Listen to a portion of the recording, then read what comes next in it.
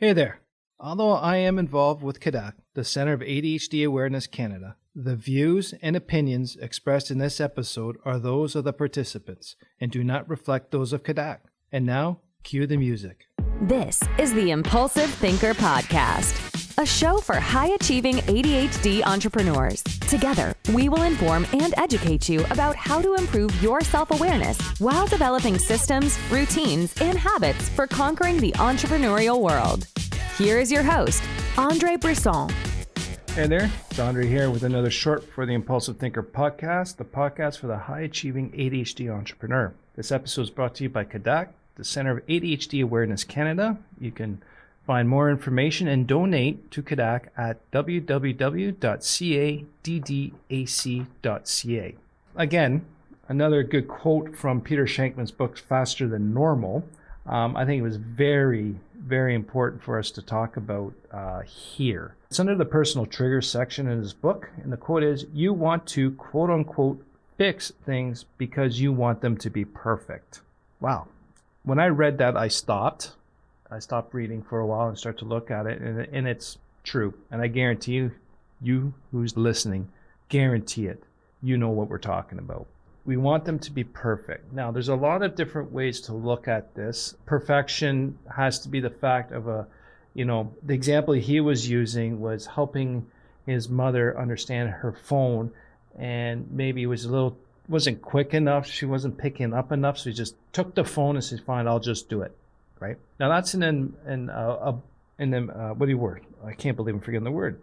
It's an impatience. That's an impatience thing. That's an ADHD brain thing, the impatience part. And then if you're pressured because of time, you're impatient to be a little quicker and you just want to be perfect. You're going to get it done. Let me do it. I'll get it done. It'll be right. Because I don't want it to come back. Now that's not Peter's quote. That's my thinking is when I do stuff like that is I just don't want this problem to come back. I'm going to do it and fix it right now properly so it doesn't come back and I have to repeat it again. That's one of the things for me, and honestly, I think that's a brain thing. I just don't want to deal with something I don't care too much about again later. I don't like repeating the same thing, the same solution for the same problem, or repeating the task steps again. I want to get it done properly. So having that said, I think a lot of us in the early stages of our entrepreneurial journey, we end up just doing everything ourselves, and every time we hire staff, we end up doing it. It's just quicker. We hire people and we try to teach them, and it's just like, it's quicker if we do it, and I know it's going to be done right, and I won't have a future problem. Does that resonate with the listeners right now? What I just said was, I'm going to do something so it's right, so it doesn't come back to me to distract me or disturb me. That's how I see it now, and that's what I was doing, thinking, oh no, I'll just get it done, I can make more money, I do it right and quicker. So when we keep repeating that pattern, it's got to be perfect. It's got to be perfect. And then we get into perfectionism. Now, the other flip side of this has to be perfect mindset. It has to do with a lot of how when we're young, as we're living with ADHD undiagnosed or even diagnosed, is people keep saying you're doing it wrong, you're a disturbance, you're not doing how it's supposed to be, and then you didn't do enough, blah, blah, blah. And then all of a sudden you go, that's where we get in that perfectionism concept. Because of that negativity, because of that uniqueness that people don't accept, we actually try to make it more perfect, more perfect, more perfect, more perfect. Till the point is that's all we're stuck in, and we never get things done, and we're very hard on ourselves. So more to the point of just doing it rather than helping people to do it, you want it done right. We just repeated that. So fixing things to reduce blind sides, as I call them, and distractions, not to come back again.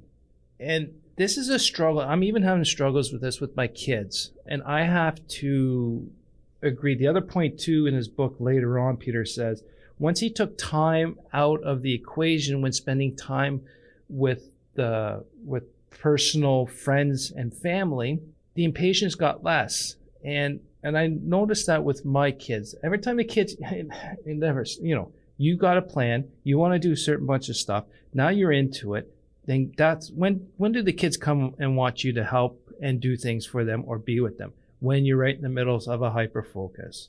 So I jump out of the hyper-focus. I want to help them as quickly as possible so they can leave, so I can get back to my thing. And that sounds cruel, but that's the reality of it. That's the brain part.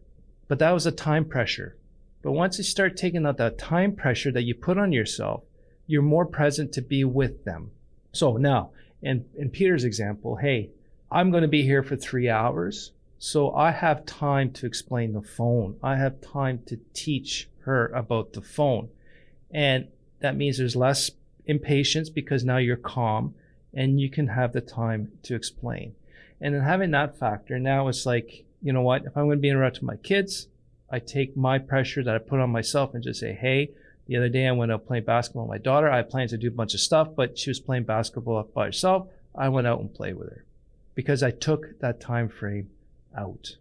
And this is where we really get stuck with our ADHD brain, is this time blindness, this misconception of time. We don't see time like everyone else. Time is linear for the majority of people. For us, it's not linear. A 10 minutes hyperfocus feels like a second. 10 minutes of something that's not interested feels like a whole day, right? We can sit here and do 6 hours of a hyperfocus and it feels like an hour. Or we can do 6 hours work and it feels like a week's worth of work in one day. So time really, I think I'm going to write that down. I think we're going to talk more about time on another one. I really thought this was you want to fix things because you want them to be perfect, creates impatience, and it's under personal triggers. And just keep in mind the personal triggers means around family, friends. It's not professional, it's not work related. And this is where our reactions are seen and have the greatest effect, is on our friends and family, and especially our kids. We don't mean it. It is a brain thing, but it's not an excuse. It's an explanation. And by understanding that explanation, we can better prepare ourselves, just like Peter did. When he removed time from the equation when visiting family and friends, things got better. Relationships got better. Things got better. So I hope you got something out of this, because I thought it was a very interesting thing to say in his book, and for this thought process where my brain went with it. If you think this is beneficial to other people, please let me know. Well, let me know, but hey, please share this episode with 5 people, please. Please subscribe to this podcast. I'd like to hear from you about this. If this made sense to you, please send me a comment through the website or at questions@theimpulsivethinker.com.